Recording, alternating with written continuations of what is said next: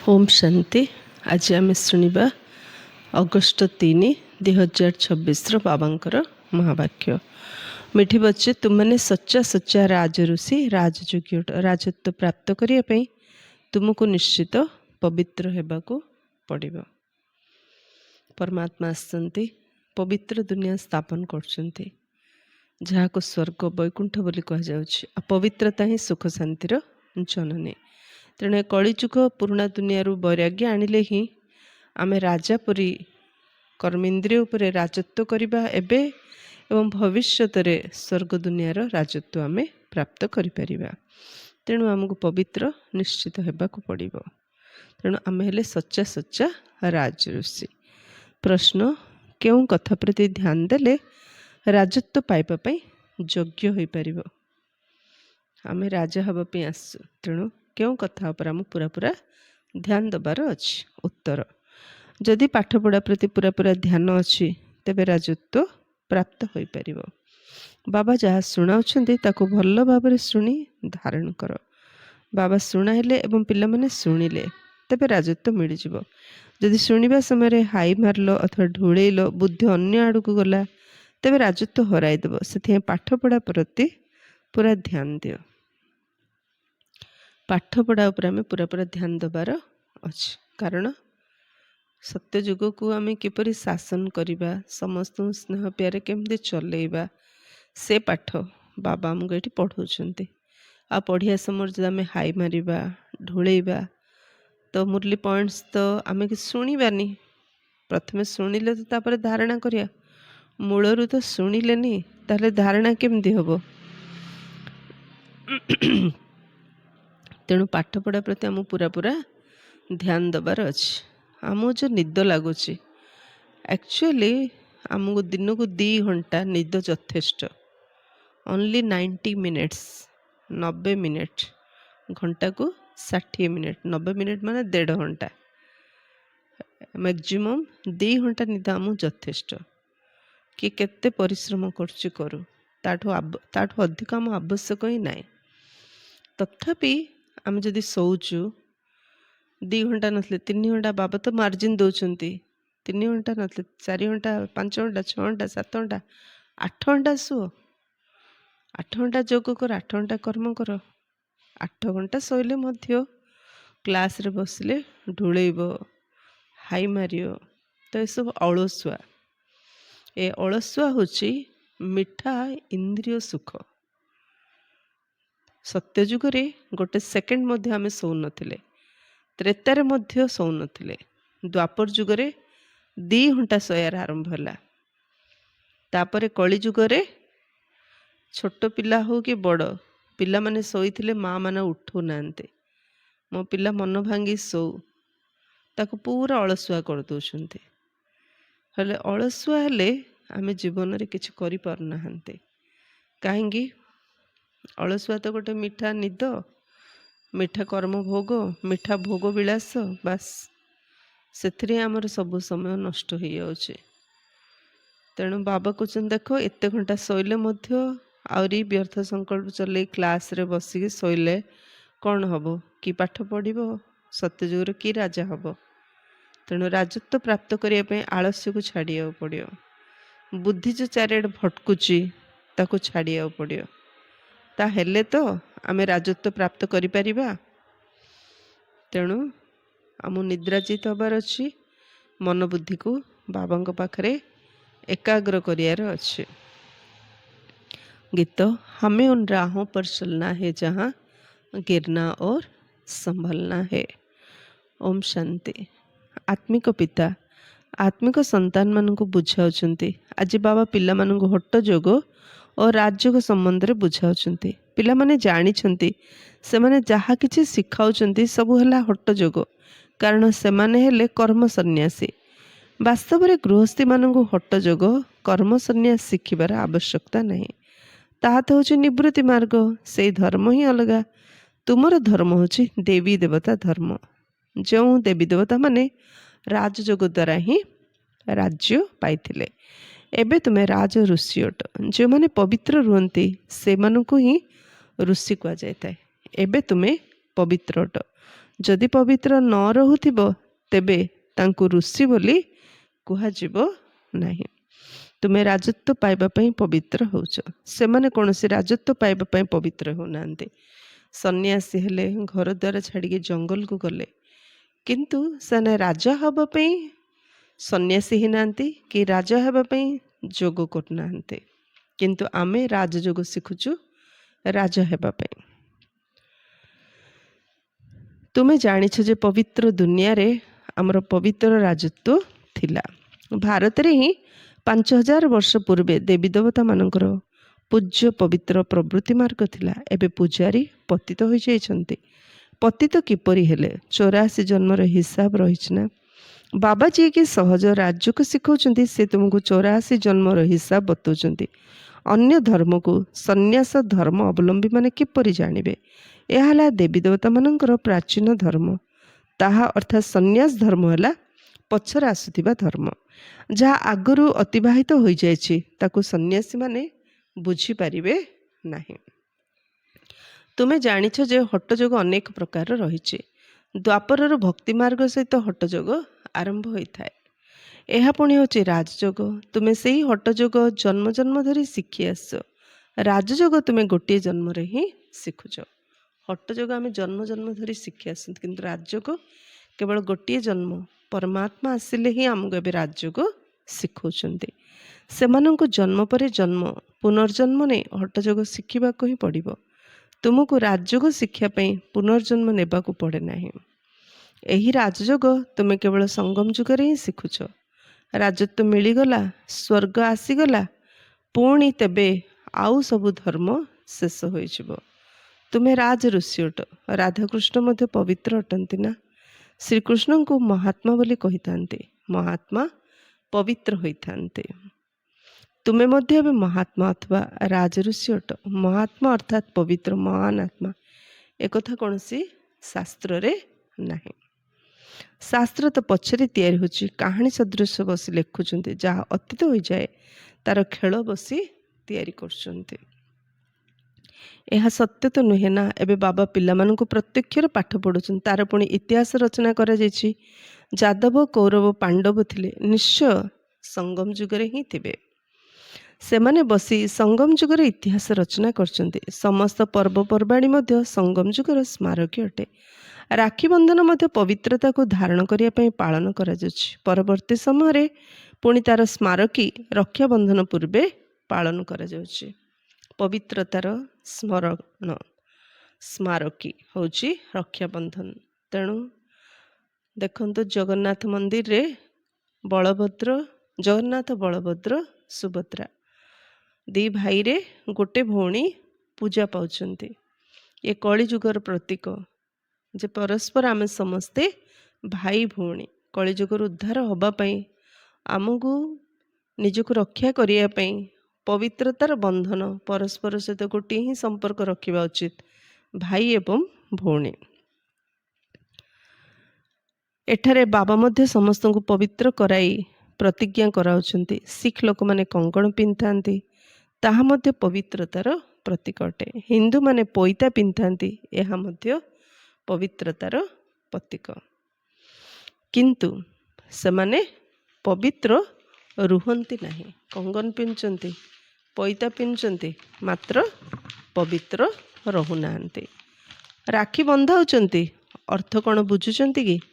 ଆଗରୁ ବ୍ରାହ୍ମଣମାନେ ରାକ୍ଷୀ ବାନ୍ଧୁଥିଲେ, ଏବେ ଭଉଣୀ ଭାଇକୁ ରାକ୍ଷୀ ବାନ୍ଧୁଛି, ସେ ଖର୍ଚ୍ଚ ଦେଉଛନ୍ତି। ଏସବୁ ଏବେ ଫ୍ୟାସନ୍ ହୋଇଯାଇଛି। ଆଗେ ବ୍ରାହ୍ମଣମାନେ ଯଜମାନ ରୂପେ ଗୋଟେ ଗୋଟେ ପବିତ୍ର ଧାଗା, ସୂତା ସମସ୍ତଙ୍କ ଘରେ ଦେଉଥିଲେ ପବିତ୍ର ରହିବାର ବନ୍ଧନ ପାଇଁ। ଏବେ ଭଉଣୀମାନେ ଭାଇମାନଙ୍କୁ ବାନ୍ଧୁଛନ୍ତି, ଭାଇ ବି ପତିତ, ଭଉଣୀ ବି ପତିତ। ବାବା କହିଲେ ଏବେ ସବୁ ଗୋଟେ ଫ୍ୟାସନ୍ ହେଇଯାଇଛି। ଦୂରରେ ଥିଲେ ବାସ୍ ଫୋନ୍ ପେରେ ପଇସା ପଠାଇ ଦେଉଛନ୍ତି, ଆଉ ପୋଷ୍ଟରେ ରାକ୍ଷୀ ପଠାଇ ଦେଉଛନ୍ତି, ଯେ ଯାହାର ବାନ୍ଧ, ପଇସା ଦିଅ, ପଇସା ନିଅ। ଏସବୁ ଫ୍ୟାସନ୍ ହେଇଯାଇଛି। ବାସ୍ତବରେ ଏହା ହେଉଛି ପବିତ୍ରତାର କଥା। କିନ୍ତୁ ପ୍ରକୃତରେ କାହିଁକି ରକ୍ଷାବନ୍ଧନ ପାଳନ କରାଯାଉଛି ହେଉଛି ପବିତ୍ରତାର କଥା। ଭଉଣୀ ଭାଇକୁ କହୁଛି, ଭାଇ ତୁ ମୋତେ ଯେମିତି ନିଜ ଭଉଣୀ ରୂପରେ ପବିତ୍ର ଦୃଷ୍ଟିରେ ଦେଖୁଛୁ, ମୋତେ ଯେମିତି ଦେଖୁଛୁ, ସାରା ସୃଷ୍ଟିକୁ ସମସ୍ତ ଭଉଣୀମାନଙ୍କୁ ତୁ ସେମିତି ହିଁ ଦେଖିବୁ। ମୁଁ ଯେଉଁ ଯେମିତି ତୋର ଭଉଣୀ, ସମସ୍ତେ ତୋର ଭଉଣୀ ବୋଲି ଭାବେ। ଭାଇ ମଧ୍ୟ କହୁଛି, ଭଉଣୀକୁ କଥା ଦେଉଛି, ମୁଁ ତୋର ଯେମିତି ରକ୍ଷା କରୁଛି ମୁଁ ସବୁ ଭଉଣୀମାନଙ୍କୁ ସେମିତି ରକ୍ଷା କରିବି। କିନ୍ତୁ ଏସବୁ ପବିତ୍ରତା ପାଇଁ ଥିଲା କଥା, କିନ୍ତୁ ଏବେ ଏସବୁ ମାତ୍ର ଫ୍ୟାସନ୍ ହେଇଯାଇଛି। ଏସବୁ କିଛି ଆର ଅର୍ଥ ହିଁ କିଛି ନାହିଁ। ଏବେ ବାବା କହୁଛନ୍ତି ପିଲାମାନେ କାମ ବିକାର ମହାଶତ୍ରୁଟେ। ସଙ୍ଗମ ଯୁଗରେ ବାବା ଆସି ଆମକୁ ପବିତ୍ରତାର ବ୍ରତ କରାଉଛନ୍ତି, ପବିତ୍ରତାର ରାକ୍ଷୀ ପିନ୍ଧଉଛନ୍ତି। ତେଣୁ ସଙ୍ଗମ ଯୁଗରେ ବାବା ଯାହା କରାଉଛନ୍ତି ସେ ସାରା କଳ୍ପରେ ପର୍ବପର୍ବାଣୀ ରୂପେ ଦ୍ୱାପର ଯୁଗରୁ ପାଳନ କରୁଛନ୍ତି। ଦୁନିଆର ବ୍ରାହ୍ମଣମାନେ ଏପରି ବୁଝାଇ ନଥାନ୍ତି। ବର୍ତ୍ତମାନ ଅବିନାଶୀ ବାବା କହୁଛନ୍ତି ପିଲାମାନେ ପ୍ରତିଜ୍ଞା କର, ଆମେ ପବିତ୍ର ହେବୁ, କେବେ ହେଲେ ବିକାରର ବଶୀଭୂତ ହେବୁ ନାହିଁ। ଏଇଥିପାଇଁ ମୋତେ ଡାକୁଛ ଯେ ଆସି ପତିତଙ୍କୁ ପାବନ କର। ସତ୍ୟଯୁଗ ତ୍ରେତାରେ କେହି ଡାକନ୍ତି ନାହିଁ। ତାହା ହେଉଛି ହିଁ ରାମରାଜ୍ୟ, ଏହା ହେଉଛି ରାବଣ ରାଜ୍ୟ। ରାମ ରାଜ୍ୟରେ 5 ବିକାର ନଥାଏ, ଯଥା ରାଜାରାଣୀ ତଥା ପ୍ରଜା। ଏବେ ତୁମେ ସନ୍ତାନମାନେ ଜାଣିଛ ଆମେ ବାବାଙ୍କ ଠାରୁ ସ୍ୱର୍ଗର ବାଦଶାହୀ ନେଉଛୁ। ଏହି ନର୍କରୁ ନିଶ୍ଚୟ ଯିବାକୁ ହେବ। ବାବା ଆସିଛନ୍ତି ପାବନ କରାଇ ସ୍ୱର୍ଗକୁ ନେଇଯିବା ପାଇଁ। ତେବେ ଆମେ ପାବନ କାହିଁକି ନ ହେବୁ? ସେମାନଙ୍କର ତ ଅନେକ ପ୍ରକାର ହଟଯୋଗ ରହିଛି। ଜୟପୁର ମ୍ୟୁଜିୟମରେ ଯାଇ ଦେଖ, ହଟଯୋଗୀମାନଙ୍କର କେତେ ପ୍ରକାରର ଚିତ୍ର ରହିଛି। ତା ଦ୍ୱାରା କିଛି ହୁଏ ନାହିଁ, ସିଢ଼ିରେ ଆହୁରି ତଳକୁ ଖସିବାରେ ହିଁ ଲାଗିଥାନ୍ତି। ବାବା ବୁଝାଇଛନ୍ତି ଭାରତ ଯେବେ ପତିତ ହୁଏ ରାବଣ ରାଜ୍ୟ ହୁଏ, ତେବେ ଧରିତ୍ରୀ ହଲିବାକୁ ଲାଗିଥାଏ। ଏବେ ହଲୁଛି ନା ଧରିତ୍ରୀ?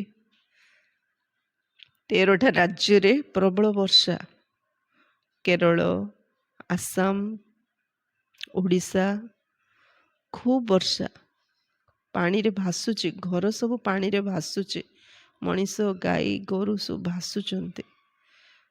କେତେ ଭୂମିକମ୍ପ, କେତେ ବର୍ଷା, କୋଠି ନେପାଳରେ ନିଆଁ। ତ ବାବା କହୁଛନ୍ତି ଏ ଧରିତ୍ରୀ ହଲିବାକୁ ଲାଗିଥାଏ। ଏସବୁର କାରଣ ମଣିଷ ପତିତ ହେବା ଯୋଗୁଁ ଏସବୁ ହେଉଛି। ସୁନାର ମହଲ ଆଦି ସବୁ ମାଟି ତଳକୁ ଚାଲି ଯାଇଥାଏ। ଯେତେବେଳେ ଦ୍ୱାପର ଯୁଗରେ ପ୍ରଥମେ ଆରମ୍ଭ ହେଲା ବିକାରୀ ମନ, ସେବେ ହିଁ ସୁନା ମହଲ ସବୁ ମାଟି ତଳକୁ ଚାଲିଗଲା। ଏବେ ଅତି ବିକାରୀ ହେବାରୁ ଏବେ ମାଟିର ଇଟାର ଘର ମଧ୍ୟ ମାଟି ତଳକୁ ଚାଲି ଯାଉଛି। ମହଲ ଆଦିକୁ କ'ଣ କେହି ଲୁଟ୍ କରିଛନ୍ତି କି? ସେମାନେ ତ କେବଳ ମନ୍ଦିରକୁ ଲୁଟ୍ କରିଛନ୍ତି। କିଛି ଅଳଙ୍କାର ସୁନା ଆଦି ନେଇଯାଇଛନ୍ତି। ଅଳଙ୍କାର ସବୁଠାରୁ ଅଧିକ ସଉକ ତୁମର ରହିଛି। ତୁମେ ସ୍ୱର୍ଗକୁ ଆସିବା ମାତ୍ରେ ଅଳଙ୍କାର ପିନ୍ଧୁଛ, ରାଜତ୍ୱ କରୁଛ। ଅନ୍ୟ ଧର୍ମ ଅବଲମ୍ବୀମାନେ ଆସିବା ମାତ୍ରେ ରାଜତ୍ୱ କରୁନାହାନ୍ତି। ତୁମେ ବେହଦ ବାବାଙ୍କ ଠାରୁ ସ୍ୱର୍ଗର ବାଦଶାହୀର ସମ୍ପତ୍ତି ନେଉଛ। ତେଣୁ ଏ କଥା ବାବା ବସି ବୁଝାଉଛନ୍ତି। ଗୀତା ପଢ଼ି ଶୁଣଉନାହାନ୍ତି, ବାବା ଶାସ୍ତ୍ର ପଢ଼ି ଶୁଣଉନାହାନ୍ତି, ବାବା ବସିକି ସୃଷ୍ଟ ରହସ୍ୟ ଆମକୁ ବୁଝାଉଛନ୍ତି। ଗୀତାରେ ଯାହା କିଛି ଲେଖା ହୋଇଛି ସେସବୁ ହିଁ କହିନାହିଁ, ସେସବୁ ମୁଁ କହିନି, ସେସବୁ ତ ମନୁଷ୍ୟମାନେ ମୋ ମହାବାକ୍ୟ ଗୁଡ଼ିକର ପରବର୍ତ୍ତୀ ସମୟରେ ବସି ଶାସ୍ତ୍ର ରଚନା କରିଛନ୍ତି। ମୁଁ ଯାହା ତୁମକୁ ଶୁଣାଇଛି ତାହା ତୁମେ ଶୁଣିଛ ଓ ପରେ ଯାଇ ରାଜତ୍ୱ କରୁଛ। ସେଠାରେ ଏଇ ଜ୍ଞାନ ରହିବ ନାହିଁ। ଏଠାରେ ତ ବାବା ଟିଚର ବସି ଶିକ୍ଷା ଦେଉଛନ୍ତି। ବାବା ତ ହିନ୍ଦୀରେ ହିଁ ବୁଝାଉଛନ୍ତି। ଏଠାରେ ସମସ୍ତେ ହିନ୍ଦୀ ହିନ୍ଦୀ କହୁଛନ୍ତି ନା, ଯାହା ସେମାନଙ୍କର ଭାଷା ଅଟେ। ବାସ୍ତବରେ ପ୍ରାଚୀନ ଭାଷା ହେଉଛି ହିନ୍ଦୀ, ସଂସ୍କୃତ ନୁହେଁ। ଏଇ ସଂସ୍କୃତ ତ ଶଙ୍କରାଚାର୍ଯ୍ୟଙ୍କ ପରେ ବାହାରିଛି। ଯିଏ ଆସୁଛନ୍ତି ସେମାନେ ନିଜର ଭାଷା ଚଳାଉଛନ୍ତି। କିନ୍ତୁ ଏପରି ନୁହେଁ ଯେ ବାବା ଗୀତା ସଂସ୍କୃତରେ ଶୁଣେଇଛନ୍ତି, ନା। ଗୁରୁ ନାନକଙ୍କର ନିଜସ୍ୱ ଗ୍ରନ୍ଥ ରହିଛି। ସେ ଶିଖ ଧର୍ମ ସ୍ଥାପନ କରିଥିଲେ, ତାଙ୍କୁ ମଧ୍ୟ ଅବତାର ବୋଲି ମାନୁଛନ୍ତି। ସେମାନଙ୍କ ମଧ୍ୟରୁ ରାଜା ବି ହୋଇଥାନ୍ତି, କିନ୍ତୁ ସନ୍ନ୍ୟାସୀମାନଙ୍କ ମଧ୍ୟରୁ କେହି ରାଜା ହୋଇନଥାନ୍ତି। ବାବା ବୁଝେଇଛନ୍ତି ବୁଦ୍ଧ, ଖ୍ରୀଷ୍ଟ ଆଦି ସମସ୍ତେ ଗୃହସ୍ଥୀ ଆତ୍ମା ଥିଲେ। ଗୌତମ ବୁଦ୍ଧ ମଧ୍ୟ ଗୃହସ୍ଥୀ ଥିଲେ। ଯୀଶୁଖ୍ରୀଷ୍ଟ ମଧ୍ୟ ପରିବାର ସହିତ, ବାବା କହିଲେ ଗୃହସ୍ଥୀ ମାନେ ଗୃହସ୍ଥୀ ପତିତ ଆତ୍ମା ତ ଧର୍ମ ସ୍ଥାପନ କରିପାରିବେନି। ତାଙ୍କ ଶରୀରରେ ପବିତ୍ର ଆତ୍ମା ଆସିଲେ ଯିଏକି ଧର୍ମ ସ୍ଥାପନ କଲେ। ଗୌତମ ବୁଦ୍ଧଙ୍କର ନାମ ତ ପରେ ଗୌତମ ବୁଦ୍ଧ ହେଲା। ପ୍ରଥମେ ତ ତାଙ୍କ ନାମ ସିଦ୍ଧାର୍ଥ ଥିଲା। ତ ସିଦ୍ଧାର୍ଥଙ୍କ ଶରୀରରେ ଯେତେବେଳେ ବୁଦ୍ଧ ପ୍ରବେଶ କଲେ, ଗୌତମ ବୁଦ୍ଧ ବୁଦ୍ଧ ଧର୍ମର ସ୍ଥାପନା କଲେ। ଯୀଶୁଙ୍କ ଶରୀରରେ ଯେତେବେଳେ କ୍ରାଇଷ୍ଟ ପ୍ରବେଶ କଲେ ସେତେବେଳେ ସେ ଖ୍ରୀଷ୍ଟିଆନ ଧର୍ମର ସ୍ଥାପନ କଲେ। ତ ସେ ଯେଉଁ ଶରୀର ଆମେ ଦେଖୁଛୁ ଗୌତମ ବୁଦ୍ଧଙ୍କର, ଯୀଶୁ ଖ୍ରୀଷ୍ଟଙ୍କର, ସେ ଶରୀରରେ ପ୍ରଥମେ ଯେଉଁ ଆତ୍ମା ଥିଲା ସିଏ ଧର୍ମ ପ୍ରଚାର କରିନି। ପରେ ଧର୍ମ ପିତାମାନେ ପରମଧାମରୁ ଏମାନଙ୍କ ଶରୀରରେ ପ୍ରବେଶ କରିକି ଏ ଧର୍ମର ପ୍ରଚାର କରିଥିଲେ। ଏସବୁ ଗୁହ୍ୟ କଥା ପରମାତ୍ମାଙ୍କ ଛଡ଼ା କେହି ମଧ୍ୟ ବୁଝେଇ ପାରିବେ ନାହିଁ।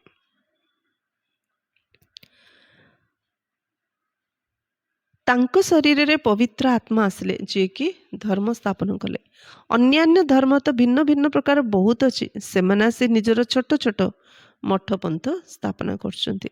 କଳ୍ପବୃକ୍ଷରେ ମଧ୍ୟ ଦେଖାଇ ଦିଆଯାଇଛି ନା, ତେବେ ହଠଯୋଗ ଓ ରାଜଯୋଗ ମଧ୍ୟରେ ବହୁତ ପାର୍ଥକ୍ୟ ରହିଛି। ଏକଥା ବୁଝିବା ଦରକାର, ଯିଏ ବୁଝିପାରୁନଥିବେ ସେ ଢୁଳେଇବେ ଓ ହାଇ ମାରିବେ। ଯେଉଁମାନେ ଏକଥା ବୁଝୁନାହାନ୍ତି, ବାବା ଯେଉଁ ଜ୍ଞାନ ଶୁଣୁଛନ୍ତି ସେଇମାନେ ହିଁ କ୍ଲାସ୍ରେ ଢୁଳଉଛନ୍ତି ଆଉ ହାଇ ମାରୁଛନ୍ତି। ଏଠାରେ ତ ତୁମକୁ ସମ୍ପତ୍ତି ମିଳୁଛି, ବହୁତ ବଡ଼ ଆମଦାନୀ ହେଉଛି। ଛୋଟ ପିଲାକୁ ଯଦି ଟଙ୍କା ଦେବ ତାର ଅର୍ଥ ସେ କ'ଣ ବୁଝିବ? ସେ ତା ସହିତ ଖେଳିବ, ଚିରିବ, ଫୋପାଡ଼ିବ। ଠିକ୍ ସେମିତି ଆତ୍ମା ମ୍ୟାଚୋର୍ଡ ହେଉନି। ଆହୁରି ବାବାଙ୍କର ଜ୍ଞାନ ଶୁଣିଲା ବେଳେ ବୁଦ୍ଧି ମ୍ୟାଚୋର୍ଡ ନଥିବା ଯୋଗୁଁ ସେ ଜ୍ଞାନ ଧନରେ ଖେଳୁଛି, ତାକୁ ଗମ୍ଭୀରତାର ସହିତ ଗ୍ରହଣ କରିପାରୁନି। ତେଣୁ ଏବେ କଳିଯୁଗର ସମାପ୍ତି ଆସିଲାଣି। ଆହୁରି ଛୋଟ ପିଲା ପରି ହେଲେ ହେବନି, ଜ୍ଞାନରେ ତ ଆମକୁ ପରିପକ୍ୱ ହେବାର ଅଛି, ନଚେତ୍ ଆମେ ରାଜ୍ୟ ଅଧିକାରୀ ହେଇପାରିବାନି। ଯିବା ସତ୍ୟଯୁଗ ନିଶ୍ଚିତ, ଗ୍ୟାରେଣ୍ଟି 100%, କିନ୍ତୁ ପଦ କ'ଣ ପାଇବା? ପୁରୁଷାର୍ଥ ଅନୁସାରେ ନା। ଏଠାରେ ତ ତୁମକୁ ସମ୍ପତ୍ତି ମିଳୁଛି, ବହୁତ ବଡ଼ ଆମଦାନୀ ହେଉଛି, ତୁମେ ରତ୍ନରେ ନିଜର ଝୁଲାମଣି ଭରୁଛ। ତେଣୁ ଏଇ ଆଖି ଖୋଲି ଶୁଣିବା ଦରକାର। ଯଦି ଢୁଳଉଥିବେ ଅଥବା ବୁଦ୍ଧି ବାହାରେ ଭଟକୁଥିବ ତେବେ ସେମାନେ ରାଜଧାନୀ ପାଇପାରିବେ ନାହିଁ। ଯେ କ୍ଲାସ୍ରେ ଢୁଳଉଛନ୍ତି ଅଥବା ବୁଦ୍ଧି ବାହାରେ ଭଟକୁଛି, ହାଇ ମାରୁଛନ୍ତି, ସେମାନେ ତ ନା ରାଜା ହେବେ, ନା ରାଣୀ, ନା ରାଜ ପରିବାରରେ ଆସିବେ। ତୁମେ ହେଉଛ ରାଜଋଷି, ଯେଉଁମାନେ କି ରାଜତ୍ୱ ପ୍ରାପ୍ତ କରିଥାନ୍ତି। ବାବା ରାଜଧାନୀ ସ୍ଥାପନ କରୁଛନ୍ତି, ଶ୍ରୀକୃଷ୍ଣ କରୁନାହାନ୍ତି। ଶ୍ରୀକୃଷ୍ଣ ତ ବାବାଙ୍କ ଠାରୁ ସମ୍ପତ୍ତି ନେଉଛନ୍ତି। ବାସ୍ତବରେ ତୁମର ବାବା ହେଉଛନ୍ତି ନିରାକାର, ଯାହାଙ୍କ ଠାରୁ ତୁମେ ବିଶ୍ୱ ବାଦଶାହୀର ସମ୍ପତ୍ତି ନେଉଛ। ତୁମେ କେତେ ସାହୁକାର ହେଉଛ? ଏଠାରେ ଏକମାତ୍ର ବାବା ହିଁ ଆସି ରାଜଯୋଗ ଶିଖଉଛନ୍ତି। ତାହା ପୁଣି ଚାଲି ବୁଲି ଖାଇ ପିଇ କେବଳ ବାବାଙ୍କୁ ମନେ ପକାଉଛ। ସାହୁକାର ମାନେ ନିଶ୍ଚୟ ଭଲ ଭାବରେ ଖାଇବେ, ସେ ତ ନିଜ ରୋଜଗାର ଫଳ ଖାଇଥାନ୍ତି। ମାଲପୁଆ ଖାଅ ଅଥବା ରୁଟି ଖାଅ, ବାବାଙ୍କୁ ମନେ ପକାଅ। ଭଲ ଯାହା କିଛି ଖାଅ, ତେବେ ପଇସା କ'ଣ ପାଇଁ ଅଛି? ବାବା କୌଣସି କଥାକୁ ମନା କରୁନାହାନ୍ତି, କେବଳ ବାବାଙ୍କ ସହିତ ଯୋଗ ଲଗାଇବାକୁ ହେବ। କାହା ପାଖରେ ଅଧିକ ପଇସା ଅଛି, ସେ ଭଲ ପିଠାପଣା ଖାଉଛି, ଖାଅ, ମାଲପୁଆ ଖାଅ, ବାବା ମନା କରୁନାହାନ୍ତି। ଗରିବ ରୁଟି ଖାଅ, ଧନୀ ପିଠା ଖାଅ, ଯିଏ ଯାହା ଖାଉଛ ଖାଅ, କିନ୍ତୁ ଗୋଟିଏ କଥା ସବୁବେଳେ ବୁଦ୍ଧି ରଖ, ବାବାଙ୍କୁ ସବୁବେଳେ ମନେ ପକାଅ। ବାବାଠୁ ଆମ ବୁଦ୍ଧି ଯୋଗ ଯେମିତି ନ ହଟୁ। ଏହି ରାଜତ୍ୱ ସ୍ଥାପନ କରିବାରେ କୌଣସି ଖର୍ଚ୍ଚ ହେଉନି। ଧନୀ ହୁଅ, ଗରିବ ହୁଅ, ରାଜଧାନୀ ସ୍ଥାପନ କରି ରାଜା ହେବାରେ କୌଣସି ଖର୍ଚ୍ଚ ନାହିଁ। ଦୁନିଆର ଲଢ଼େଇ ଆଦିରେ କେତେ ଖର୍ଚ୍ଚ ହେଉଛି, ଉଡ଼ାଜାହାଜ ବାବଦରେ କେତେ ଖର୍ଚ୍ଚ ହେଉଛି। ଉଡ଼ାଜାହାଜ ତଳକୁ ଖସି ପଡ଼ିଲେ ଏକଦମ ଶେଷ ହୋଇଯାଉଛି, କେତେ କ୍ଷତି ହେଇଯାଉଛି। ତେଣୁ ବାବା କହୁଛନ୍ତି, ଚାଲି ବୁଲି ବାବାଙ୍କୁ ମନେ ପକାଅ, ସ୍ୱଦର୍ଶନ ଚକ୍ର ବୁଦ୍ଧିରେ ଘୁରାଉଥାଅ। ଆମେ 84 ଜନ୍ମ ପୁରା କରିଛୁ, ଏବେ ଘରକୁ ଯାଉଛୁ। ଘରକୁ ଯାଇ ପୁଣି ସ୍ୱର୍ଗକୁ ଆସି ରାଜତ୍ୱ କରିବୁ। ତୁମେ ହେଲ ଅଭିନେତା ନା। ଦୁନିଆର ବାୟସ୍କୋପ ଅଥବା ସିନେମା ତ 2-2.5 ଘଣ୍ଟା ଚାଲିଥାଏ। ଏ ଅବିନାଶୀ ନାଟକ 5000 ବର୍ଷ ଚାଲୁଛି। ଏହାକୁ ମନୁଷ୍ୟମାନେ ହିଁ ଜାଣିପାରିବେ। ଏଇ ଦୁନିଆ ହେଉଛି କଣ୍ଟାର ଜଙ୍ଗଲ। ବିକାର ହେଉଛି ସବୁଠାରୁ ବଡ଼ କଣ୍ଟା, ଯାହା ଆଦି ମଧ୍ୟ ଅନ୍ତ ଦୁଃଖ ଦେଇଥାଏ। ଦୁନିଆ ହେଉଛି କଣ୍ଟାର ଜଙ୍ଗଲ। ଏ ବିକାର ସବୁ ହେଉଛି କଣ୍ଟା, ଯାହାକି ଆମକୁ ଆଦି ମଧ୍ୟ ଅନ୍ତ ଦୁଃଖ ଦେଇଥାଏ। ବିକାରୀ ମଣିଷ ଯେତେବେଳେ କାହାର ସମ୍ପର୍କରେ ଆସେ, ବିକାରରେ ସଚ୍ଚା ସୁଖ କେବେ ମିଳିନଥାଏ। କାହିଁକି? ଶରୀର ସହିତ ଶରୀରର ସ୍ନେହ। ବିକାର ମାନେ ହିଁ ଶରୀର ସହିତ ଶରୀରର ସ୍ନେହ। ଶରୀର ଭାବିକି ଶରୀରଧାରୀମାନଙ୍କ ସହିତ ସ୍ନେହ କରୁଛୁ, ତ ସେ ତ ମିଛ ମାୟା ସଂସାରର ମିଛମିଛିଆ ସ୍ନେହ ମଧ୍ୟରେ ଦୁଃଖ। କାହିଁକି? ଯେତେବେଳେ ପରସ୍ପର ସମ୍ପର୍କରେ ଆସୁଛନ୍ତି, ବିକାରୀ ସ୍ନେହରେ ଜଣେ ଉପରେ ଜଣେ ନିର୍ଭର କରୁଛନ୍ତି। ନିର୍ଭରଶୀଳ ଜୀବନ କେବେ ସୁଖୀ ନୁହଁ। ଅନ୍ତରେ ବିକାର ଯୋଗୁଁ ଜଣେ ଜଣର ନିଜସ୍ୱ ସର୍ବସ୍ୱ ତାକୁ ଦାନ କରିଦେଉଛନ୍ତି। ଶରୀର, ମନ, ଧନ, ଶେଷରେ ଖୋକଲା ହେଇଯାଉଛି, ମଣିଷ ଖାଲି ହେଇଯାଉଛି। तो आदि रे मिछ मिछका प्यार, मध्य परस्पर उपरे निर्भरशील, अंतरे आत्मार सबु शक्ति समाप्त हो जाउछि, किछि रहुनी शेष समय रे। जीवन सारा भावुँ आम बहुत किछि करछु, किंतु आत्मा जेतବେଳେ शरीर चढ़ुछि फील करछि मु संसार को आसी कली कौन, किछि करि पारलिनी। ये होछि आदि मध्य अंत दुख ही दे थाए। द्वितीय नंबर कंटा होछि क्रोध, तार चिन्ह ए महाभारत लड़ाई देख। क्रोधरे मनीष कौन न करुछि, निजे मरुछि, सारा विश्व को मध्य नष्ट कर दूछि, से पछ घुंचा दौनी। ये होछि महाभारत युद्ध क्रोधर प्रतीक। कौन से कथारे राग आसीगला तो तुरंत बम पकेबा आरंभ करदेले। वर्तमान तो एपरी बम सब तैयारी करछन जे से कथा न कहले भलो। सत्य जुगरे कौन से लड़ाई आदि हुए नाही। संगम जुगरे ये महाभारत लड़ाई देखैछन्ति, अन्य कौन सी शास्त्र रे लड़ाईर कथा ही नहीं। सेठार अर्थात स्वर्ग रे तो तुम्हें सारा विश्वर मालिक होछ, सेठार लड़ाई हेब नहीं। शास्त्र रे असुर देवतांकर लड़ाई देखाइछन्ति, किंतु देवता माने होछन्ति अहिंसक। तुम्हें जोग बल द्वारा विश्वर मालिक होछ। यह होछि साइलेंस बल, एथिरे तुमर किछि कहिबार आवश्यकता नाही। याद्र बल द्वारा तुम्हें बाबांक ठार विश्वर बादशाही नौछ, एठी कहिबार किछि आवश्यकता नहीं। जोग बल द्वारा साइलेंट रे आत्मा निजर स्वधर्म रे रही बाबा को याद कले बाबांठू आमे स्वर्गर राजत्व नौचंते। फरक देख केते रही। विज्ञानर बल द्वारा विनाश होता है, यही विज्ञान द्वारा ही सत्य जुगरे पुणी तुम्हें खूब सुख देखिबो। विज्ञान द्वारा जहा किछि उद्भावन करचंती ता तो सुख पई करचंती। एमाने मध्य आसी अल्प किछि ज्ञान नेबे। प्रदर्शनी को तो समस्त आसुचंती, निकट भविष्य रे समस्त आसीबे। तुमर ए साइलेंस बलर प्रभाव बाहरिबो। निकट भविष्य रे समस्त आसीबे। साइलेंस समस्त शांति दरकार, से किए कौन सब रिसर्च करछन्ते। थरे अमेरिका रे गोटे रिसर्च गोटे माने गोटे साइंटिस्ट जे रिसर्च कले जे प्रकृत रे आमर मेमोरी रे कौन अच्छी, आमे समस्ते किए, आमे कोठु आसु कौन, ता उपरे जेतବେଳେ से रिसर्च कले कम से कम माने से अनाउंस करदेले $300 फ्री रे समस्त दिया हबो जे एथिरे भाग नब। तो फ्री तो $300 मिलचले समस्ते गले, किंतु लिमिट 500 जन को लिमिट रखा है। तो जहाँ को भी रिसर्च कले तो से माने कही फास्ट तुम एड्रेस लिख, तापर से जेतलो साइकोलॉजिकली पचरा हला तुम ना कौन, तुम किए, समस्ते गोटे भाषा कहले मु आत्मा। तमें आत्मा, तुम एड्रेस ना परम धाम। परम धाम रे कौन देखुच ना लाल, पूरा लाल लाल लाल प्रकाश मंडल, ऊपर गोटे पूरा ऊपर गोटे लाइट अच्छे, बहुत लाइटिंग। आ मु गोटे स्पेशल जगार अच्छी। आउ परम धाम डा ओल्टा वृक्ष परी अच्छी, स्पष्ट रूप से कहते। एमती गोटे टीम थिले, तांके 10 जन साइंटिस्ट थिले, ता भितर जड़े टॉप माने समस्त लीडरशिप करथिले। ए जो ग्रुपटा जेतବେଳେ समस्त पाखरे सब शुणिले, से भितरु 500 जन रिसर्च पर तांको पचारथिले जे तमे तो नाटा एमती लिखिछ ना, सेडा मोर कॉस्ट्यूम रो ना, शरीर रो ना मध्य कहनथिले। शरीर का गोटे ए शरीरटा को कॉस्ट्यूम अली कहथिले, पोशाकर ना अली कहथिले। जो एड्रेस लिखिथिलो ना से पोशाकर एड्रेस, मु तो आत्मा परम धाम रु आसी। जेतବେଳେ से सब से माने देखिले, जेते जन ऊपर रिसर्च कराला समस्त पूरा सिंपल हेइले। आ निजे साइंटिस्ट माने मध्य से भितर जने ब्रह्मा कुमार हेला, आउ 2-4 जन सन्यासी हेले, आउ जेते जन पूरा सिंपल हेइले। आमे तो आत्मा ए शरीर काहे केते सजौचु, समस्त तापर समस्त साइलेंट साइलेंट रहिया चाहिले। समय आसुची सबु साइंटिस्ट माने समस्त आत्मा माने आत्मा ना, आत्मार स्वधर्म शांति ना। आत्मा तो से स्वधर्म शांति को खोजुची ना, सारा दुनिया रे से जा भी करची। आ परमधाम शांतिर सागर बाबा आसंती आमको से शांति अनुभव करया पई, से शांति दबा पई, से शांतिर दुनिया को नबा पई। सेथिपई समय आसुची, शेष समय रे समस्त आसीबे। ए साइलेंस रो बलर प्रभाव बाहरिबो।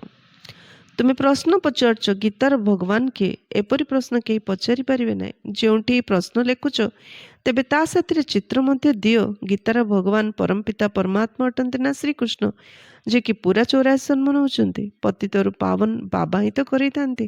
କୃଷ୍ଣଙ୍କ ଆତ୍ମା ତ 84 ଜନ୍ମ ନେଇ ଶ୍ୟାମଳ ହୋଇଛନ୍ତି। ତାଙ୍କୁ ବାବା ବସି ବୁଝାଉଛନ୍ତି ତୁମେ 84 ଜନ୍ମ ନେଇଛ। ତୁମେ ନିଜର ଜନ୍ମଗୁଡ଼ିକୁ ଜାଣିନ। ଅଭିନେତା ଜାଣିବା ଦରକାର ଯେ ମୁଁ କିପରି 84 ଜନ୍ମ ନେଉଛି। ସନ୍ନ୍ୟାସୀମାନଙ୍କର ଧର୍ମ ହିଁ ଅଲଗା। ଭାରତବାସୀମାନଙ୍କୁ ନିଜର ଧର୍ମ ବିଷୟରେ ଜଣା ନଥିବା ଯୋଗୁଁ ଅନ୍ୟାନ୍ୟ ଧର୍ମକୁ ଚାଲି ଯାଉଛନ୍ତି। ଯଦି କୌଣସି ଗୁରୁଙ୍କ ଆଶୀର୍ବାଦରୁ କାହାକୁ ଧନ ମିଳିଗଲା ତେବେ ତାଙ୍କ ପଛରେ ପଡ଼ିଯାଇଥାନ୍ତି। କେଉଁଠି ଆତ୍ମା? ଶାନ୍ତି ତାର ସ୍ୱଧର୍ମ, ସୁଖ ତାର ସ୍ୱଧର୍ମ। ଦେହ ଅଭିମାନରେ ଆସିକି କିଛି କ୍ଷଣସ୍ଥାୟୀ ସୁଖ କାହାଠୁ ମିଳିଲେ ବାସ୍ ତା ପଛରେ ପଡ଼ିଗଲା, ଭଗବାନଙ୍କୁ ଛାଡ଼ିଦେଲା। ଭଗବାନଙ୍କ ବିଷୟରେ ପରିଚୟ ନାହିଁ। ଦେହଧାରୀ ପଛରେ କିଛି ପ୍ରାପ୍ତିର ଆଶାରେ ଲଟକିଗଲା। ପରେ ଯଦି ଦେବାଲିଆ ହୋଇଗଲେ ତେବେ କହିବେ ପ୍ରଭୁଙ୍କର ଇଚ୍ଛା। ମିଳିଗଲେ ଗୁରୁଙ୍କର କୃପା, ଦେବାଲିଆ ହେଲେ ପ୍ରଭୁଙ୍କର ଇଚ୍ଛା। ସନ୍ତାନ ଜନ୍ମ ହେଲେ ବହୁତ ଖୁସି ହେଇଥାନ୍ତି। ଆଉ 10-12 ଦିନ ପରେ ପିଲା ଯଦି ମରିଗଲା ତେବେ କହିବେ ଈଶ୍ୱରଙ୍କ ଭାବି ତାଙ୍କୁ ବଞ୍ଚାଇବା ଆମ ହାତରେ ନାହିଁ। ଜନ୍ମ ହେଲେ ଆମେ କଲୁ, ମରିଗଲେ ଭଗବାନ ନେଇଗଲେ। ବାବା ଏପରି ଉଦାହରଣ ବହୁତ ଦେଖିଛନ୍ତି। କେବେ ଦେଖିଛନ୍ତି ଭଗବାନଙ୍କୁ? ଯିଏ ଭଗବାନଙ୍କୁ ନିନ୍ଦା କରୁଛି ସେ କେବେ ଭଗବାନଙ୍କୁ ଦେଖିଛି ଆଖିରେ? ନ ଦେଖି ଭଗବାନଙ୍କ ନାଁରେ କେତେ ନିନ୍ଦା କରୁଛନ୍ତି, କେତେ ପାପର ଖାତା ଜମା କରୁଛନ୍ତି। ନିଜ କର୍ମ ଅନୁସାରେ ଜନ୍ମ ଦେଲେ, ନିଜ କର୍ମ ଅନୁସାରେ ଫଳ ଭୋଗିଲେ, ନିଜ କର୍ମ ଅନୁସାରେ ପାଇଲେ, ନିଜ କର୍ମ ଅନୁସାରେ ହରେଇଲେ। କିନ୍ତୁ ପାଇଲା ଆଡ଼ୁ ଭାବୁଛନ୍ତି ମୁଁ କଲି, ପ୍ରତ୍ୟେକ ଜିନିଷରେ ହରେଇଲା ଆଡ଼ୁ ଭାବୁଛନ୍ତି ଭଗବାନଙ୍କ ଯୋଗୁଁ ଏମିତି ହେଲା। ରୋଗ ହେଲା, ଭଗବାନ କାହିଁକି ଏ ରୋଗ ଦେଲେ? ମଲେ କିଏ, ଭଗବାନ କାହିଁକି ତାକୁ ମାରିଦେଲେ, କାହିଁକି ତାକୁ ନେଇଗଲେ? ସବୁ କଷ୍ଟ ଭଗବାନ ଦେଲେ। ଯଦି ଭଗବାନ ସବୁ କଷ୍ଟ ଦେଉଛନ୍ତି ସେ ଭଗବାନ ମନ କାହିଁକି ପକାଉଛ? ଡାକୁଛ କ'ଣ ପାଇଁ? ଗୁହାରି କାହିଁକି କରୁଛ? ସେ କଥା ଜଣା ନାହିଁ। ସେ ସୁଖ ଦେଉଛନ୍ତି ବୋଲି ତ ଡାକୁଛନ୍ତି। ସେ ଏମିତି ଦୁଃଖ ଦେଇଥିଲେ ଡାକିଥାନ୍ତେ? ସବୁ ଦୁଃଖ ଆମର କର୍ମର ଫଳ। ଆମେ ଏମିତି କର୍ମ କରୁଛୁ। ଥରେ ସେମିତି ଆଉ ଜଣେ ସାଇକେଟିଷ୍ଟ ଆମେରିକାରେ ହିଁ ଅଛନ୍ତି, ଥିଲେ। ତାଙ୍କ ପାଖକୁ ଡକ୍ଟର ମାନେ ଯେଉଁ ରୋଗ କ୍ୟୁର କରିପାରନ୍ତିନି ତାଙ୍କ ପାଖକୁ ନେଇକି ଯାଆନ୍ତି। ସିଏ ମାନେ ସେ କେସ୍ ନେଇକି ଯିବେ। ମନେକର ମୁଁ ପେସେଣ୍ଟ, ତ ମୁଁ ତାଙ୍କ ପାଖକୁ ଯିବା ଦରକାର ନାହିଁ। ମୁଁ ଯେଉଁ ଡକ୍ଟର ପାଖକୁ ଯାଇଥିବି ସେ ଡକ୍ଟର ସେ ଲୋକଙ୍କ ପାଖକୁ ଯିବେ ଆଉ ତାଙ୍କୁ ପଚାରିବେ ଯେ ରୋଗଟା ଭଲ ହେଉନି କେମିତି ହେବ। ତ ସେ ଲୋକ ଖାଲି ପେସେଣ୍ଟର ନାଁ ଆଉ ଆଡ୍ରେସ୍ ପଚାରିବ। ସେ ଶୋଇକିରି ତାର ଉତ୍ତର ପାଉଥିବ ଆଉ ଦେଉଥିବ। ସେ ପେସେଣ୍ଟର ନାଁ ଆଉ ଆଡ୍ରେସ୍ ଦେଇଦେଲେ ସେ ତାର ରୋଗ କାହିଁକି ହେଇଛି, ରୋଗ କ'ଣ ଆଉ କାହିଁକି ହେଇଛି ସେ ସମାଧାନ ସହିତ କହିଦେଉଥିଲା। ସେମିତି ଗୋଟେ ଲେଡ଼ିସ୍ ବହୁତ ସୁନ୍ଦର, କିନ୍ତୁ ଦିନକୁ ଦିନ ମୋଟା, ସେ ସେକ୍ରେଟେରିଏଟ୍ ଥିଲେ, ଦିନକୁ ଦିନ ମୋଟା ହେଇ ପଳାଉଥିଲେ। ହେଲେ ସେ ଡକ୍ଟର ମାନେ ଜାଣିପାରୁନଥିଲା ଭିତରେ ରୋଗ କ'ଣ, ଇଏ କାହିଁକି ଦିନକୁ ଦିନ ମୋଟା ହେଇଯାଉଛି। ହେଲେ ସେ ଲୋକଙ୍କ ସେ ସାଇକୋ ପାଖକୁ ଗଲେ, ତାଙ୍କୁ ସେ ନାଁ ଆଉ ଆଡ୍ରେସ୍ ଦେଲେ, ପଚାରିଲେ ଏ ରୋଗ କ'ଣ ହେଇଛି, ଏ କାହିଁକି ପ୍ରତିଦିନ ଦିନକୁ ଦିନ ଶରୀରଟା ମୋଟା ହେଇ ପଳାଉଛି। ସେ ଦେଖିଲା ତାର ଚେହେରା ବହୁତ ସୁନ୍ଦର, ଆଖି ବହୁତ ସୁନ୍ଦର, ହେଲେ ରୋଗ ହେବାର କାରଣ ସେ କହିଲେ ତାଙ୍କର ବ୍ରେନ୍ରେ ଗୋଟେ ଟ୍ୟୁମର ହେଇଯାଇଛି, ସେଥିପାଇଁ ତାଙ୍କ ଦେହଟା ଫୁଲି ଫୁଲି ଯାଉଛି। ହେଲେ ରୋଗ ହେଲା କାହିଁକି ତାକୁ ରିଜନ୍ ପଚାରିଲେ। ସେ ଆଉ ଥରେ କହିଲା ଯେ ଇଏ ଗୋଟେ ଆଥଲେଟିକ୍ ଥିଲା ପୂର୍ବଜନ୍ମରେ ଆଥଲେଟିକ୍ ଥିଲା, କିନ୍ତୁ ସେବେ ମଧ୍ୟ ଇଏ ବହୁତ ସୁନ୍ଦର ଥିଲା। ମାତ୍ର ଆର ଜଣେ କେୟାର ଟେକର ଥିଲା, ଯେଉଁ ଝିଅଟା ଆର କେୟାରିଂ ନେଉଥିଲା, ଆର ସେବା କରୁଥିଲା, ଆର ଧ୍ୟାନ ରଖୁଥିଲା, ସେ ବହୁତ ମୋଟା ଥିଲା। ସେଥିପାଇଁ ସେ ତାକୁ ସବୁବେଳେ କହିବାର ତୁ ମୋ ସହିତ ବାହାରକୁ ଯାନା, ତୁ ଗଲେ ମୋତେ ଖରାପ ଲାଗୁଛି, ତୁ ସୁନ୍ଦର ନାହିଁ, ମୋଟିଟା, ତୁ ମୋ ସହିତ ବାହାରକୁ ଗଲେ ମୋତେ ଭଲ ଲାଗୁନି। ତାକୁ ସେ ଘୃଣା କରିବାର। କିନ୍ତୁ ସିଏ ଯେଉଁ ସେବା କରୁଥିଲା ବହୁତ ପ୍ୟାରରେ, ତା ପାଇଁ ଫିଲିଂ ଥିଲା ଆଉ ସେ କରୁଥିଲା, କିନ୍ତୁ ଇଏ ତାକୁ ଘୃଣା କରୁଥିଲା। ସେଥିପାଇଁ ତାର ଫଳସ୍ୱରୂପ ଇଏ ନିଜେ ଏବେ ମୋଟା ହେଇଯାଉଛି। କର୍ମର ଫଳ ଦେଖ। ସେ କର୍ମ ମଧ୍ୟ କହିବାର, କର୍ମର ଫଳ ପ୍ଲସ୍ ରୋଗ ବିଷୟରେ ମଧ୍ୟ କହୁଥିଲା। କର୍ମ ଫିଲୋସଫିକୁ ଆମକୁ ବୁଝିବାକୁ ପଡ଼ିବ। ମାନେ ଯାହା ବି ଆମ ଜୀବନରେ ଆପ୍ ଆଣ୍ଡ ଡାଉନ୍ ଆସୁଛି, ଭଲ ମନ୍ଦ ଆସୁଛି, ଏସବୁ ଆମ ନିଜ କର୍ମର ଫଳ। ତେଣୁ ତାକୁ ଆଉ ଥରେ କମେଣ୍ଟ୍ରି ଦେଲା, କହିଲା ମନେ ମନେ ତାକୁ କ୍ଷମା ମାଗ। ଯେଉଁ ଝିଅଟାକୁ ତମେ ଘୃଣା କରୁଥିଲ ସେ ଝିଅକୁ କ୍ଷମା ମାଗ। କ୍ଷମା ମାଗିଲେ ତମର ଜଲ୍ଦି ଏ ରୋଗ ଭଲ ହେଇଯିବ। ମେଡ଼ିସିନ ବି ନିଅ ଆଉ ସେ ଝିଅଟାକୁ କ୍ଷମା ମଧ୍ୟ ମାଗ। ତାପରେ ସାଇଣ୍ଟିଷ୍ଟ, ତାପରେ ତା ବିଷୟରେ ରିସର୍ଚ୍ଚ ହେଲା, ମାନେ ଏମିତି କିଏ ଥିଲେ କି ସେକ୍ରେଟେରୀ ତାଙ୍କର ଏ ଟାଇପ୍ର ଥିଲେ କି କେଉଁ ଇୟର୍ରେ ସବୁ ଯାହା ବୁଝିଲା ବେଳୁ ସେମିତି କମ୍ ବର୍ଷ ତଳେ ସେମିତି ହିଁ ଜଣେ ସେକ୍ରେଟାରୀ ଥିଲା, ଆଉ ସେମିତି ଗୋଟେ ଝିଅଟି ତାର କେୟାର ନେଉଥିଲା, କେୟାର ଟେକର ମୋଟିଟି ଥିଲା। ନାଇଁ ସବୁ ଯାହା ପ୍ରୁଫ୍ ହେଉଛି। ତେଣୁ ପରମାତ୍ମା ଆମକୁ କ'ଣ କହୁଛନ୍ତି ନା କେବେ ମଧ୍ୟ ଭଗବାନଙ୍କୁ ଆମେ ଦୋଷ ଦେବାନି। ଯାହା ବି ଆମ ସହିତ ଅଛି ଆମ କର୍ମର ଫଳ। ଏଭଳି ବହୁତ ହୋଇଥାଏ। ଏଠାରେ ତ ବାବା ବସିଛନ୍ତି, ବାବା ପିଲାମାନଙ୍କୁ ବୁଝାଉଛନ୍ତି, ମିଠା ମିଠା ସନ୍ତାନ ମାନେ ପାବନ ହୁଅ। ମନେ ଅଛି ଯେବେ ମହାଭାରତ ଲଢ଼େଇ ଲାଗିଥିଲା, ସେତେବେଳେ ଦ୍ରୌପଦୀ ଡାକିଥିଲେ, ବାବା ମୋତେ ଏ ଦୁଃଶାସନ ଉଲ୍ଲଗ୍ନ କରୁଛି, ମୋତେ ଏହା ପାଖରୁ ବଞ୍ଚାଅ। ଏହା 5000 ବର୍ଷର କଥା। ଏଇ ବିଶ୍ୱ ପାଇଁ ହିଁ ଅବଳାମାନଙ୍କ ଉପରେ ଅତ୍ୟାଚାର ହୋଇଥାଏ। କେତେକ ସ୍ତ୍ରୀ ମଧ୍ୟ ଏପରି ଅଛନ୍ତି ଯେଉଁମାନେ ବିଷ ବିନା ରହିପାରନ୍ତି ନାହିଁ। ସେମାନଙ୍କର ନାମ ମଧ୍ୟ ରଖାଯାଇଛି ସୁପର୍ଣ୍ଣଖା, ପୁତନା, ଏମିତି ମଧ୍ୟ ଅଛନ୍ତି। ପୁରୁଷମାନେ ପକ୍କା ବ୍ରହ୍ମାକୁମାରୀ ହେଇକି ବାହାରିଲା ବେଳକୁ ତାଙ୍କ ସ୍ତ୍ରୀମାନେ ତାଙ୍କୁ ମୋଟେ ଆଶ୍ରମକୁ ଆସିବାକୁ ଦେଉନାହାନ୍ତି। ଏମିତି ବି ବହୁତ ଅଛନ୍ତି। ଯେଉଁମାନେ ବିଷ ପାଇଁ ହଇରାଣ କରୁଛନ୍ତି ସେମାନେ ହେଲେ କଂସ, ଜରାସନ୍ଧ, ଶିଶୁପାଳ। ଯେଉଁ ପୁରୁଷମାନେ ବିକାର ପାଇଁ ହଇରାଣ କରୁଛନ୍ତି ସେମାନଙ୍କ ନାଁ ଦିଆହେଲା କଂସ, ଜରାସନ୍ଧ, ଶିଶୁପାଳ। ଯେଉଁ ସ୍ତ୍ରୀମାନେ ବିକାର ପାଇଁ ସ୍ୱାମୀମାନଙ୍କୁ ହଇରାଣ କରୁଛନ୍ତି ତାଙ୍କ ନାଁ ହେଲା ଶୂର୍ପଣଖା, ପୁତନା। ଏ ସମୟରେ ଆସୁରୀ ରାବଣ ରାଜ୍ୟ ଚାଲିଛି, ପୁଣି ହେବ ଈଶ୍ୱରୀୟ ରାଜ୍ୟ। ଏହି ସମ୍ପୂର୍ଣ୍ଣ ଚକ୍ରକୁ ତ ତୁମେ ଜାଣିଗଲଣି ଯେ କିପରି ଚୌରାସନ ହେଉଛନ୍ତି। ଯେବେ ବିକାରରେ ଯାଉଛନ୍ତି ତେବେ ଏସବୁ ଭୁଲି ଯାଉଛନ୍ତି। ଯେଉଁମାନେ ବିକାରରେ ଯାଇଥାନ୍ତି ସେମାନଙ୍କର ମୁହଁ ହିଁ ନିସ୍ତେଜ ହୋଇଯାଇଥାଏ, ନିଜେ ହିଁ ଜାଣିପାରନ୍ତି ଏହା ମୁଁ କ'ଣ କରିଦେଲି। ବାବା କହୁଛନ୍ତି ପିଲାମାନେ ଏ ବିଷ ବିକାର ଗର୍ତ୍ତକୁ ଯାଅ ନାହିଁ। ଏ ବିଷ ବିକାର ଗୋଟେ ବଡ଼ ଖାଲ, ଏ ବିଷ ବିକାର ଖାଲ ଭିତରକୁ ଯାଅନି। ଏହା ତୁମକୁ ଆଦି ମଧ୍ୟ ଅନ୍ତ ଦୁଃଖ ଦେଇଥାଏ। ଏଥିରେ ପଡ଼ ନାହିଁ। ପ୍ରତିଜ୍ଞା କର ଯେ ଆମେ ବିକାରରେ କେବେ ହେଲେ ବଶୀଭୂତ ହେବୁ ନାହିଁ। ଭଗବାନ ଉବାଚ କାମ ମହାଶତ୍ରୁ ଅଟେ। ଭଗବାନ ଉବାଚ କାମ ମହାଶତ୍ରୁ ଅଟେ। ପ୍ରତ୍ୟେକ ଚିତ୍ରରେ ପ୍ରଥମେ ତ ଏହି କଥା ଲେଖ, ଜ୍ଞାନ ସାଗର ପତିତ ପାବନ ଗୀତା ଜ୍ଞାନଦାତା ଶିବ ଭଗବାନ ଉବାଚ। ତେବେ ପୁଣି ଶ୍ରୀକୃଷ୍ଣଙ୍କର ନାମ ଲୁପ୍ତ ହୋଇଯିବ। ଆମକୁ ଗୀତାର ଭଗବାନ ବସି ଏହି କଥା କହୁଛନ୍ତି, ସେହି ଜ୍ଞାନ ଆମେ ଧାରଣ କରୁଛୁ। ଭଗବାନ ହିଁ ଆସି ନୂଆ ଦୁନିଆ ସ୍ଥାପନା କରୁଛନ୍ତି ଓ ପୁରୁଣା ଦୁନିଆର ବିନାଶ ହେଉଛି। ଏହା ରୁଦ୍ର ଜ୍ଞାନ ଯଜ୍ଞ ଅଟେ ନା ଅସଲ ହେଉଛନ୍ତି ଶିବ ବାବା। ତାଙ୍କୁ ରୁଦ୍ର ବାବା କୁହାଯିବ ନାହିଁ। ବମ୍ବେରେ ବାବୁରୀନାଥଙ୍କର ମନ୍ଦିର ମଧ୍ୟ ରହିଛି। ବାସ୍ତବରେ କଣ୍ଟାକୁ ବବୁଲ କୁହାଯାଇଥାଏ। ବବୁରୀନାଥ କାହିଁକି ରଖାଯାଇଛି ଏକଥା କେହି ବୁଝୁନାହାନ୍ତି। ଚିତ୍ର ତ ଶିବଙ୍କର ହିଁ ରହିଛି, କିନ୍ତୁ ଅନେକ ନାମ ରଖିଦେଇଛନ୍ତି। ଶିବ ବାବା ହିଁ ଆସି କଣ୍ଟାର ଜଙ୍ଗଲକୁ ଫୁଲର ବଗିଚା କରୁଛନ୍ତି। ସିଏ ତୁମର ବାବା ଅଟନ୍ତି। ତାଙ୍କର ନାମ ହେଉଛି ଶିବ। ବିକାର ହେଉଛି କଣ୍ଟା, ବବୁଲ କଣ୍ଟା ବେଶୀ କ୍ଷତିକାରକ, ବେଶୀ ଗୁଜିଆ କଣ୍ଟା। ସେମିତି ଏ ବିକାର ଗୋଟେ ଗୁଜିଆ କଣ୍ଟା ପରି। ତେଣୁ ପରମାତ୍ମା ଆସିକି ଆମ ଆତ୍ମା ଭିତରୁ ବିକାର ସବୁ ବାହାର କରୁଛନ୍ତି। ତେଣୁ ତାଙ୍କୁ ବବୁଲନାଥ ନାମରେ ଆମେ ପୂଜା କରୁଛନ୍ତି। ଶିବ ବାବା ହିଁ ଆସି କଣ୍ଟାର ଜଙ୍ଗଲକୁ ଫୁଲର ବଗିଚା କରୁଛନ୍ତି। ସେ ତୁମର ବାବା ଅଟନ୍ତି। ତାଙ୍କର ନାମ ହେଉଛି ଶିବ। ଶିବ ପରମାତ୍ମା ଏ ନମଃ, ବ୍ରାହ୍ମଣ ଦେବୀ ଦେବତା ଏ ନମଃ। ଏ ଅକ୍ଷର ଅତି ସ୍ପଷ୍ଟ ଅଟେ। ଏବେ ସେଇ ପରମପିତା ପରମାତ୍ମା ବସି ଏ ରଥ ଦ୍ୱାରା ତୁମକୁ ବୁଝାଉଛନ୍ତି। ଅବିକଳ ଯେପରି ଲୌକିକ ପିତା ବୁଝାଇଥାନ୍ତି, ପିଲାମାନେ ଆମ କୂଳରେ କଳଙ୍କ ଲଗାଇବ ନାହିଁ, କୌଣସି ଖରାପ କାମ କରନି। ଏଇ ବାବା ମଧ୍ୟ କହୁଛନ୍ତି ପିଲାମାନେ ବିକାରରେ କେବେ ହେଲେ ଯାଅନି। ବାପା ମା ଯେ ନିଜ ପିଲାଙ୍କୁ ବୁଝୁଛନ୍ତି, ପରମାତ୍ମା ଆମେ ସମସ୍ତେ ସନ୍ତାନ, ଆତ୍ମା ସନ୍ତାନ ମାନଙ୍କୁ ପରମାତ୍ମା ବୁଝୁଛନ୍ତି, ପିଲେ ବିକାରରେ ଯାଅ ନାହିଁ। ପବିତ୍ର ନହେଲେ ସ୍ୱର୍ଗରେ ଉଚ୍ଚ ପଦ ପାଇପାରିବ ନାହିଁ।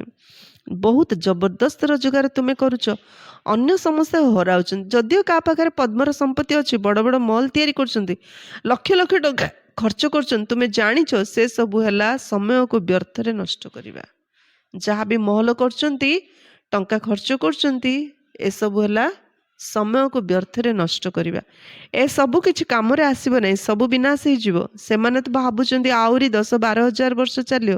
ତୁମେ ସନ୍ତାନ ମାନେ ଜାଣିଛ ଯେ ମୃତ୍ୟୁ ତ ସମ୍ମୁଖରେ ଦଣ୍ଡାୟମାନ, ମସ୍ତକ ଉପରେ ରହିଛି। ଅଳ୍ପ ସମୟ ଭିତରେ ଭୂମିକମ୍ପ ଆଦିରେ ସବୁ ଓଲଟ ପାଲଟ ହୋଇଯିବ। ଭୂମିକମ୍ପରେ ଅଗଣିତ ମନୁଷ୍ୟ ମରିଥାନ୍ତି। ଏବେ ତ ବିନାଶ ନିଶ୍ଚୟ ହେବ। ତୁମେ ବିନାଶ ସ୍ଥାପନାର ଦିବ୍ୟ ଦର୍ଶନ କରୁଛ, ତାହା ପୁଣି ଏ ଆଖିରେ ଦେଖିବ। ଭକ୍ତି ମାର୍ଗରେ କେତେ କ'ଣ କରୁଛନ୍ତି, କିନ୍ତୁ କେହି ବୈକୁଣ୍ଠକୁ ଯାଇପାରିବେନି। ଜ୍ଞାନ ବିନା ସଦ୍ଗତି ହୋଇପାରିବ ନାହିଁ। ଏସବୁ ଭକ୍ତି ମାର୍ଗର ଖେଳନା। ଭକ୍ତିରେ ଯାହା ବି କର୍ମକାଣ୍ଡ କରୁଛନ୍ତି ଏସବୁ ଭକ୍ତି ମାର୍ଗର ଖେଳନା। ପରମାତ୍ମା ଏବେ ଡାଇରେକ୍ଟ ଆସି ଜ୍ଞାନ ଦ୍ୱାରା ହିଁ ଆତ୍ମାକୁ आत्म दर्शन करेगी सद्गति दौरान। अच्छा, मीठे मीठे सिकिलधे बच्चों प्रति माता पिता बाप दादा का याद प्यार और गुड मॉर्निंग।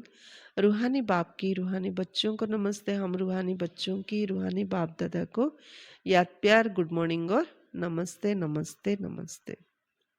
धारणा पई मुख्य सारांश नंबर 1, कूल कलंकित करुवा कौन सी खराब काम करिवार नहीं। पवित्र हेबा पई निजे निज सहित प्रतिज्ञा करने को हेब। जदि आम विकार गलु आम ब्राह्मण कूलर कलंक लगेदेले। सेकेंड, एबे निजर समय एवं धन को नष्ट करिवार नहीं। फूलर बगीचा को जीवाई निज भितर कंटा सबू बाहर करदे। समय और धन दुनिया काम लगाओनी, ताकू स्वर्ग स्थापना कार्य लगाओ। निज जीवन को कंटारू फूल कर, कंटा सब बाहर करी फूल परी है फूलर बगीचा तैयारी करिबा। वरदान, अलौकिक खेल एवं खेलना गुड़िक खेलिबा सहित सर्वदा शक्तिशाली होतिबा अचल अटल भव। अलौकिक जीवन रे मायार विघ्न आसिया मध्य एक खेल अटे।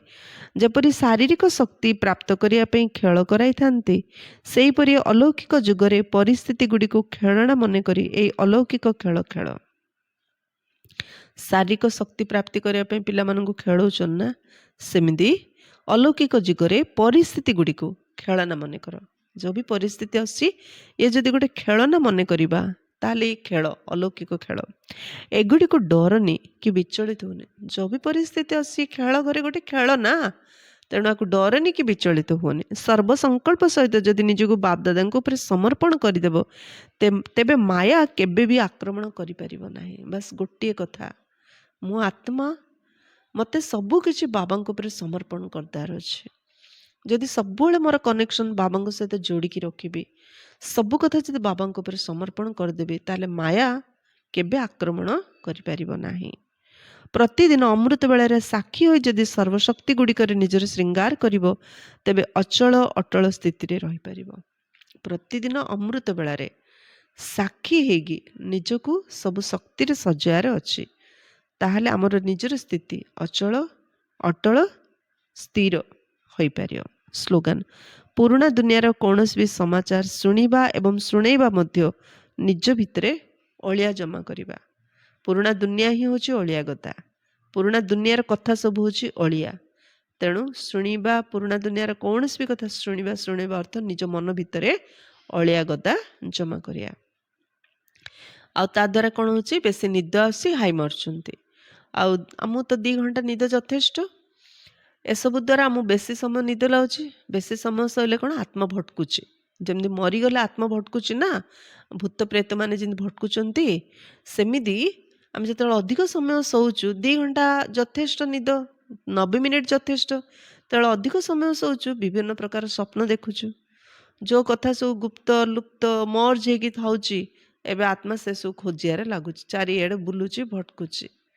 सेथिपे बाबा कहते ए पुराना दुनियार कथा अज मैला अलिया, तेणु ना शुण ना शुण, कम खाओ कम सुओ, गम खाओ, बाबा को याद करो, आओ बाबा को याद रे निजको सब शक्ति रे सजाओ।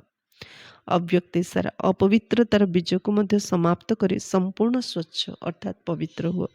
बाप दादा मुख्य आदेश है निरंतर स्मृति रे रुह एवं मनवाणी कर्म पवित्र हुआ। बाबा मुख्य निर्देश, बाप दादा मुख्य निर्देश है निरंतर बाबा स्मृति रे रुह एवं मन वाणी कर्म रे पवित्र हुआ। संकल्प रे मध्य अपवित्रता बा अशुद्धता न रहो, यह को ही कह जाए संपूर्ण पवित्र। संकल्प रे मध्य अशुद्धता अपवित्र न रहो, यह को कह जाए संपूर्ण पवित्र। संकल्प रे मध्य पुराणा बा अशुद्ध संस्कार जदि स्पर्श करछि, व्यर्थ संकल्प चलुछि बा स्वप्न आसे, तेबे भी संपूर्ण पवित्र कह नाही। सेथिपई पवित्र भव बा जोगी भवर प्रथम पाठ को जदि निजर स्वरूप रे आनी परिबो, तेबे बाबांको समान हेबा सहित बाबांकर समीप को आसीबार अधिकारी ही परियो। प्रथम स्लोगन, बी होली बी योगी। जदि निजर स्वरूप रे एहा को आनिबा ताले बाबा समान हे जे बाबांकर ନିକଟବର୍ତ୍ତୀ ହବାର ଅଧିକାରୀ ଆମେ ହେଇପାରିବା। ଆଚ୍ଛା, ଓମ୍ ଶାନ୍ତି।